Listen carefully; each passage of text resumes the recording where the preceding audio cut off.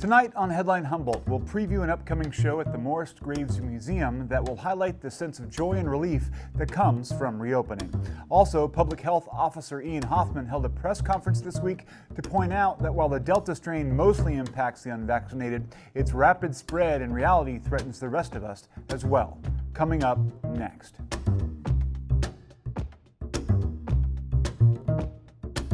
This is Headline Humboldt. I'm James Falk. Thanks for joining us. One element of Humboldt County's healthcare system that has come into increasing focus this past year and a half is staffing levels at local health facilities. While we've mostly avoided the nursing shortages that plagued many of the most hard-hit regions of the country, Humboldt and Del Norte counties have long suffered under a general nursing shortfall. Thanks to a significant investment from the state, College of the Redwoods and Humboldt State University are expanding their nursing programs. In 2011, HSU closed its nursing program. It's now been reopened with the first cohort expected to graduate next year. CR, meanwhile, has been successful with its LVN to RN nursing program and will now expand that program to include its Crescent City campus.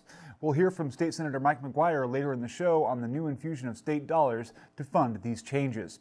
Meanwhile, our focus tonight will center on the ongoing efforts to reopen our community after the worst of the COVID-19 pandemic has seemingly passed. An anonymous donor to the Humboldt Arts Council funded an art installation premiering next month at Arts Alive that examines this reemergence and its effect on local residents. We'll speak with Jamima Harr from the Humboldt Arts Council to discuss this project and to explore how the powers of creativity helps folks cope with crises small and large.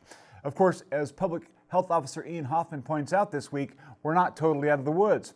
The surging Delta variant has led to a spike in COVID cases locally, across California, and throughout the United States. While it's been described as a pandemic of the unvaccinated, local officials warn that a surge in cases among the unvaccinated can endanger even those who've gotten their shots. Will it ever end? Now, the interview. Tonight, we're pleased to have Jamima Harr from the Humboldt Arts Council on our show to describe an anonymously funded project to capture the spirit of what it means to reemerge after lockdown. Well, the Humboldt Arts Council is the state local partner to the California Arts Council. We have been in existence since 1966. I think what most people would identify with the Humboldt Arts Council would be the Morris Graves Museum of Art. We are owners and operators of the historic Carnegie Library, which has been open since the year 2000.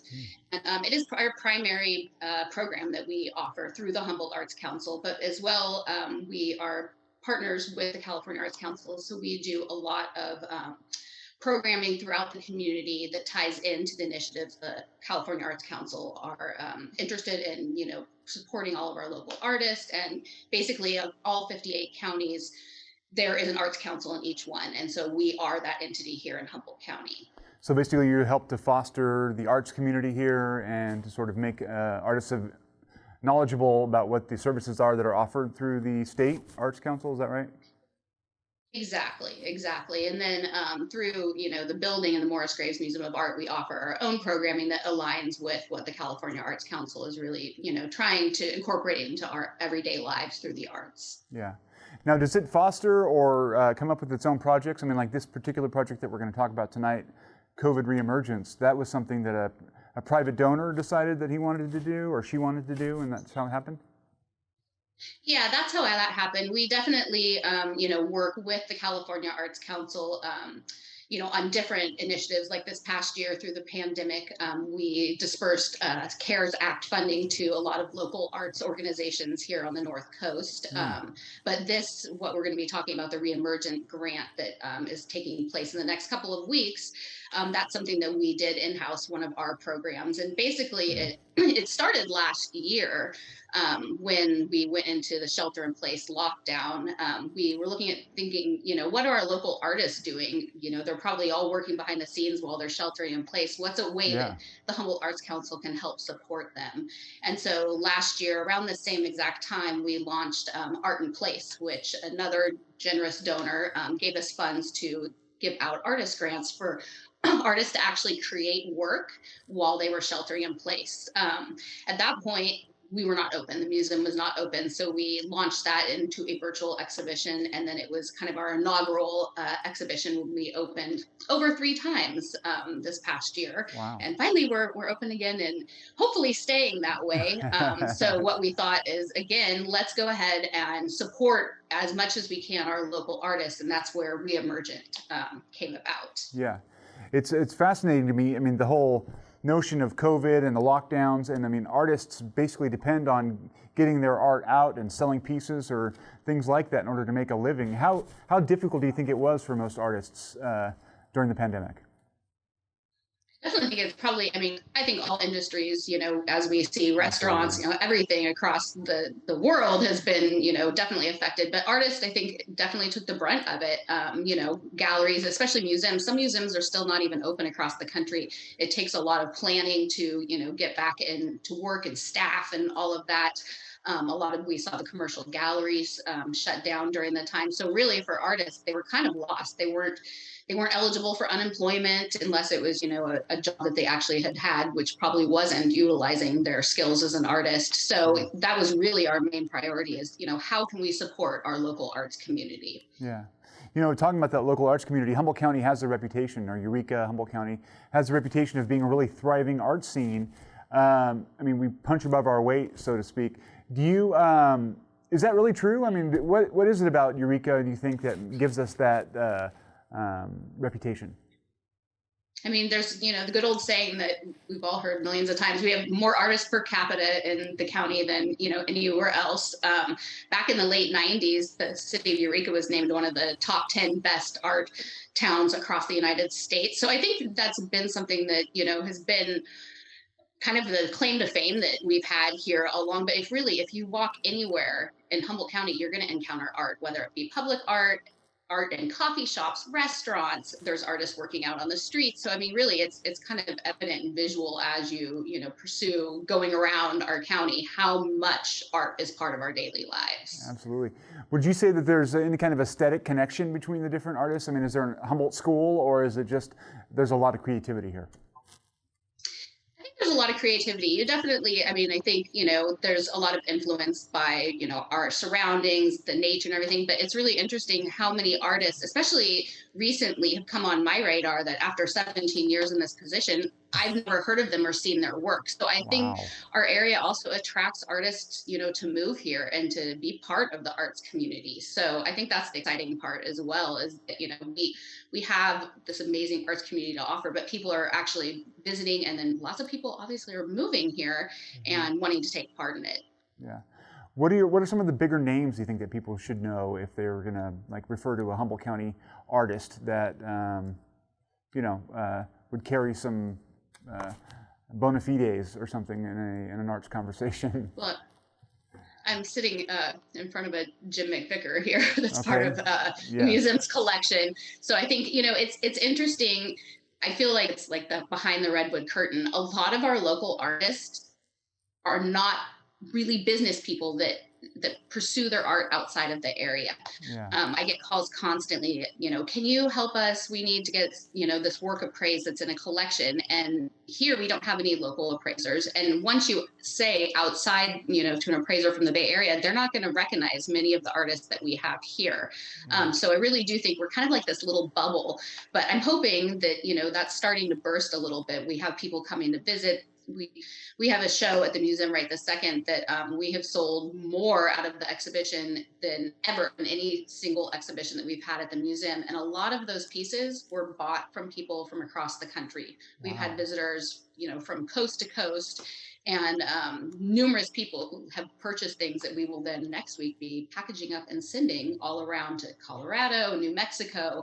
All these visitors came and really fell in love with what they saw and wanted to take a piece home. So I think slowly the word is spreading outside of the area, and I think we can see that in local tourism as well. It's amazing the amount of people in the last few months that have come into the museum that are not from here and had heard what a great arts community we had. Yeah. Speaking of the museum, you mentioned it a little bit before, but it's the old Carnegie Library that a lot of baby boomers remember from when they were kids as being the Humboldt County Library. And it's a beautiful building, and it's sort of the crown jewel of our arts community. There's a story there, right? Can you go into that a little bit about how the Arts Council rescued that building and made it into what it is now? Yeah, the building was actually deemed to be torn down back in the late 90s. It was not seismically fit. And the city, it was, it's a big responsibility. We spend a big portion of our budget maintaining the building every single year. Yeah. So at the time, the Humboldt Arts Council, who'd been around since '66, never had a permanent home and kind of just traveled from, available space to available space. And the city of Eureka approached the Humboldt Arts Council and said, we would love for you to take over this building and we'll sell it to you for $1. Wow. So $2 million later, we have the Morris Graves Museum of Art. We still have the original penny or the $1 coin framed that the Arts Council paid the city for. So yeah. $1, but massive fundraising and years of work to bring it up to ADA, accessibility, to seismically retrofit it so that we're safe for earthquakes, and it's a big undertaking. And it's gorgeous. I mean, the building is absolutely gorgeous. I've given a reading there once before. I've been to several readings there, and I've been to some shows, and I'm always floored by just the ambiance. It's very much a situation where the surroundings help to sort of emphasize the culture, and so I do appreciate the Morris Graves Museum. Now, who is Morris Graves, though, real quick, just so people know that it's not just randomly named? It's definitely not randomly named, but let me tell you, we get this question constantly. We have so many people that actually travel here from across the country to come and see Morris's work. Mm-hmm. And in our permanent collection, we actually only have 8 original pieces of Morris's work. Mm-hmm. The museum is actually named after Morris Graves, who was a local artist that worked here in his later career out of Lolita. But the reason the museum is named after him is he actually gifted the Humboldt Arts Council his own personal collection. So about 500 objects that he collected throughout his career, throughout his travels, throughout his life. And so those are the pieces that we have in our permanent collection that really reflect his career and kind of the life that he led and who he knew and who, inspired him as an artist as well. Yeah. So rather than so much of his work, a lot of it is the stuff that he appreciated when he was out and about and picking things out for his own self. Exactly. Yeah, that's exactly. It's really, people come, from New York and like, we're here to see all the Morris Graves works. It's like, yeah, we have 8 of them. And for museum standards, you definitely can't have them, out on show all the time just for, light levels and humidity and all that. So we rotate the collection, and there's always a handful on view, but people are quite disappointed when they find out it's like, oh, we're only going to see a few pieces. Yeah. So what's going on now, just to sort of get to the meat of this, I'm looking forward to next August's Arts Alive event. There's going to be how many installations on show, and describe for me how that came to be. So we are going to that will be the opening night of our exhibition, Reemergent.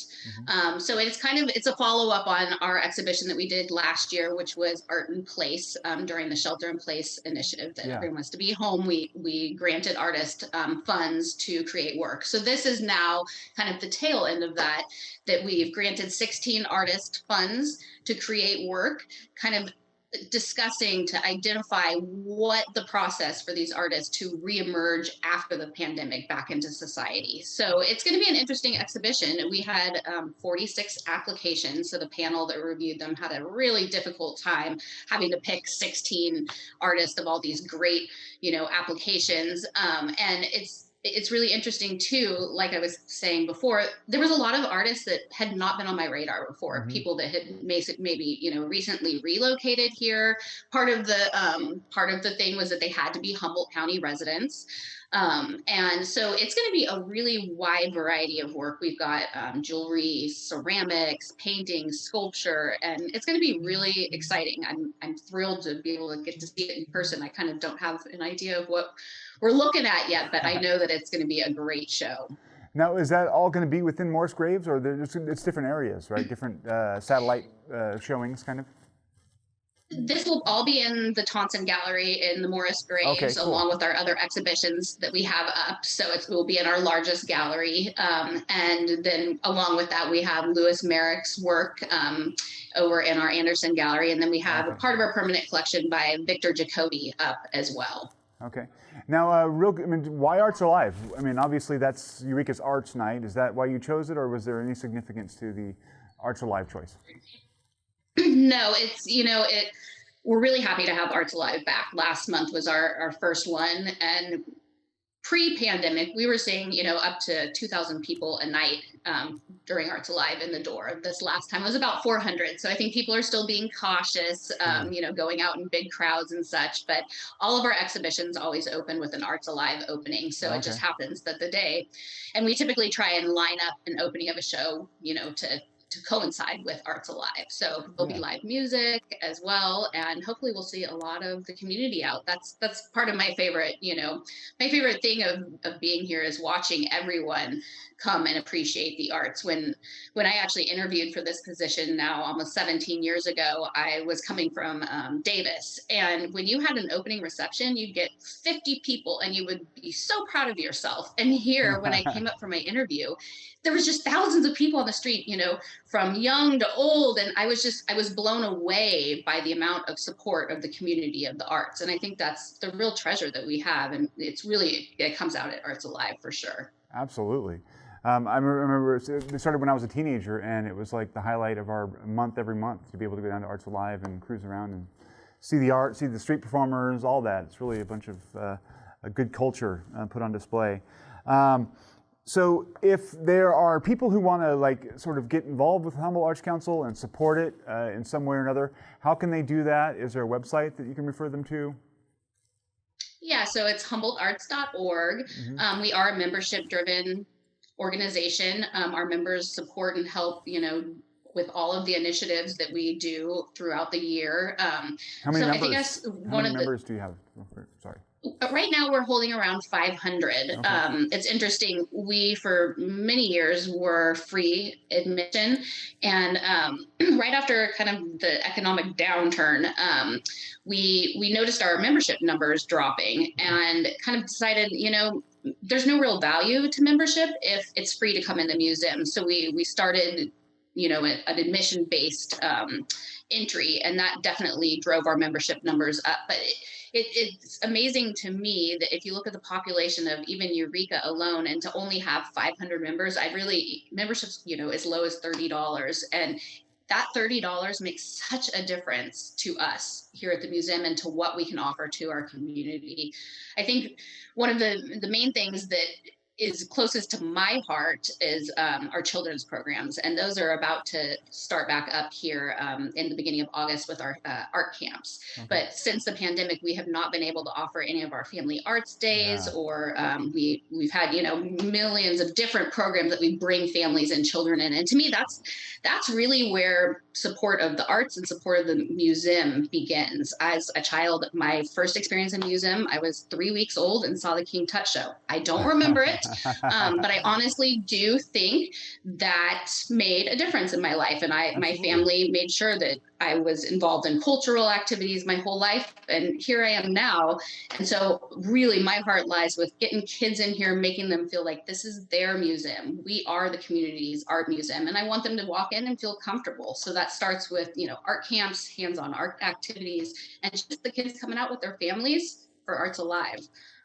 Absolutely. Strengthens the tradition. We have about 30 seconds left. Real quick, what is the value of art, do you think, with a pandemic or a catastrophe, sort of the sorrowful nature of all that to help people cope? Do you think that collectively it helps give expression to people's sorrow? I do. I mean, we see that throughout history and the history of art, but I think, more than anything, art heals. It's a way to express yourself. It's a way to kind of put your feelings out to others and to connect with others through that. So I think, this past year of being closed, I see people coming into the museum and feeling the connection that they haven't had in the past year. So I think art is a really healing part of our society, and something that I want everyone to feel that is accessible to them and, be part of their lives as well. Excellent. That's all the time we have. Thank you for joining us. Public Health Officer Ian Hoffman convened a press conference Wednesday after staying relatively quiet for the last 2 weeks. He described how the Delta variant has surged across the state and country and is driving the recent spike in local infections. Echoing the Centers for Disease Control, he indicated that while it's now primarily a pandemic of the unvaccinated, its spread also threatens everyone else. CDC has reported that 83% of new cases in the United States are Delta variant now. CDPH has said that as many as 50% or more in California are Delta variant in the past weeks. And many counties are reporting those same sort of numbers or higher across the state of California. We're seeing cases resurge, and it's very likely the introduction of the Delta variant. The Delta variant is more infectious than previous variants. Alpha variant was around 50% or more infectious than the original. This seems to be at least 60% or more infectious than the Alpha variant. And so by some accounts, it could be 5 to 8 times more infectious than the original. The good news is what we're seeing with the vaccine is that it is holding strong against all of the variants, including the Delta variant. And we continue to not see significant increases in hospitalizations or deaths with the Delta variant in the fully vaccinated population. This is really becoming a pandemic of the unvaccinated and younger folks, multiple people in the last few weeks who are in their 40s. We are also seeing, given this higher infectiousness, is that the Delta variant is also being seen in the fully vaccinated. Many counties have reported that as many as 50% or more of their Delta variant cases are in the fully vaccinated. While we don't have good numbers here locally, I would suspect that that will also hold true once we have more data. Health departments across the state have come out with new masking recommendations for everyone to consider going back to using masks indoors, even if you're fully vaccinated. State Senator Mike McGuire will hold a hearing next week on salmon mortality in the Klamath River. McGuire indicated in a press release that the current drought is impacting the livelihoods of state residents, as well as the sacred identity and traditions of Native American tribal communities. McGuire said salmon are being cooked alive or wiped out by heat-driven disease. The California Department of Fish and Wildlife estimates that all of the endangered winter-run Chinook salmon could die off this year. These issues and more will be discussed at a joint hearing of the State Assembly and Senate next week, which will include tribal officials and environmental experts. The hearing is scheduled for Tuesday, July 27th at 10 a.m. and can be watched via live stream at www.senate.ca.gov. It's been a busy week for McGuire, who also held a press conference this week on a $5 million state allocation to help the North Coast strengthen its healthcare system. $2.5 million will go to support HSU's revived nursing program. $500,000 will help expand CR's nursing program to include Crescent City, and another $2 million will establish a new crisis residential facility in Humboldt County. As you all know, and we're joined by dozens of members of the North Coast Nursing Program today, students. As you all know, we've been working with Humboldt State and the College of the Redwoods for the past 2.5 years in the launch of the nursing program. It's going to create family-sustaining careers and strengthen our region's healthcare system. The nursing component, as you all remember, has 2 pieces to it. We expanded just about a year and a half ago. We expanded the LVN to RN program at the College of the Redwoods to include the Crescent City campus. CR has had a pre-existing LVN to RN program, which has been incredibly successful in Humboldt County. We expanded the LVN to RN program in Crescent City and Delaware County. The second component of the North Coast Nursing Program is that we relaunched the Bachelor's of Science in Nursing program at Humboldt State University. This program had been eliminated back in 2011 due to budget constraints. The first cohort, which we're thrilled about, the first cohort of nursing students are currently enrolled in the Bachelor's of Science in Nursing program at HSU. That first cohort is going to be graduating next year, and we're thrilled about that. And as you all know, we have a severe nursing shortage on the North Coast. and it's been impacting the health and well-being of patients, and it's been increasing the cost of healthcare delivery in our region. We've been laser focused on this project. $5 million was previously raised to launch the program, and we know that it's going to change lives. This week's community conversation from the city of Eureka zeroes in on a long-time area business, the Carl Johnson Company. Hi, I'm Lisa from the Carl Johnson Company. And I'm Dave. Carl Johnson Company was started in 1948 by Carl Johnson. It started out as a livestock auction. He was an entrepreneurial man, so when he was taking the cattle down to San Francisco and coming back with an empty truck, he thought, well, what the heck? I'll pick up some furniture. So a furniture section was added, and over the years, each family member has kind of added their own spin, and we try to keep current on whatever's popular at the time, so it's kind of an ever-evolving place and really hard to describe. About the shopping experience here, we like to feel like everybody's coming home. We have the dogs here, we have our friends that work here, we have our friends that are customers that come in, and it's a pretty relaxed environment, and we just want everybody to come and feel good, get some inspiration, which they tell us they do, which makes us really happy, and we just love working here. What we have in this store, which a lot of people when they open the door are very surprised because we have some beautiful displays in here, wood stoves, metal roofing, gifts, furniture, the auctions, the used furniture, our beautiful showroom of Wolf and Sub-Zero. So we really are eclectic, but we have a lot of fun and fun displays. I always say that the things I buy for the store are anything that makes me laugh or anything that makes me cry. We have a lot of really sentimental things for great gifts in the gift section, and we have a lot of things that'll make you laugh. We'll have people stand at our card rack and just laugh for half an hour at all the funny cards. The price points, I think we try to always have a low and a high so everyone can shop here. We do furniture estate auctions. We love being part of the city and the people, and like Lisa said, we consider our customers our friends. Word of mouth is how we advertise mostly, try to give good service. One of the ways that we try to give back is through the auctions, and my father and myself and Lisa and my mom, when she was alive, donated a lot of time to support the nonprofits in town and all throughout the county. And since COVID, we've offered our online web auction site to nonprofits, and we've done about 20 nonprofit online auctions that we haven't charged the nonprofits for, just tried to help them out during the last year of COVID. And how much have you raised? We've raised over about $250,000 in the last year for the nonprofits, which we just donate that money back to them. So we're just kind of a in between. Yeah, I mean, just a big supporter of the local businesses, because it's the small businesses that really make the community special. And without all of the little people around town, it wouldn't be a fun town like it is. Spending what money you can in the local places is going to keep us different, it's going to keep us alive, and it's going to give personality to our community. And that's really important. That's all the time we have for this evening. Thanks for joining us. If you want more information about that exciting exhibition going on next month for Arts Alive, you can go to humboldtarts.org to check it out. It's going to be, I think, an amazing experience. So I'd encourage you to check it out. Thanks for joining us. Stay tuned. Stay informed.